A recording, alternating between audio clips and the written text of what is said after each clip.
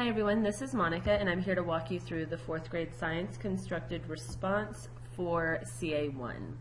So when you first open up the test key, you'll see the 2 questions and the TEKS that are aligned with those questions. You'll see that question 1 is worth 3 points and question 2 is worth 7 points. So the rubric in here actually has a whole lot of examples of things that scholars could answer, including an exemplar down here under scoring notes.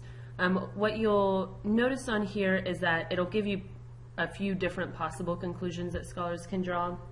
Down here, I'm going to show you an exemplar of what scholars could answer and how you could score it.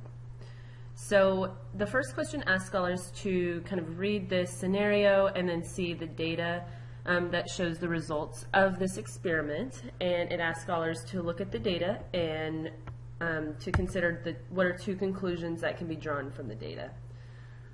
And then it also asks scholars to write their answers in complete sentences. This question again is worth 3 points. So just looking at the table, one conclusion is that soil type number 3 was the best to grow because it grew the highest. It grew higher than 1 and 2, and they all received equal light and equal water, fertilizer, all of that. Another conclusion, and you can see this is written right down here, another conclusion is that soil type number 2 was the least effective because it grew the least highest in height, even though everything else was equal among the 3 soil types. If scholars have 2 conclusions that are reasonable and they've written everything in complete sentences, they must get the first 2 points, but then we can award them a 3rd point for writing in complete sentences. We know how important writing is for 4th graders and being able to complete thoughts. So if they do that, you can award them that 3rd and final point for question number 1. So moving on to question number 2, this has another experiment, and it asks scholars to kind of look at the table of results, and then based on the results, the scholar here gives a couple of conclusions, and then scholars must consider how the data supports those conclusions. It again asks them to write in complete sentences. So for part A, this is worth 3 points. So in the experiment, the scholar explained that the sliding time right here depended on what the material was and how heavy it was. So 2 ways that the data above supports that. One thing they can say is that clay has the highest mass and it also took the longest to slide. And that will support the conclusion from the question. And then another data point that scholars can point out is that the heaviest materials had the slowest sliding time. And this shows that the mass of the material matters. In the rubric, you'll find some other examples of what scholars may answer for part A.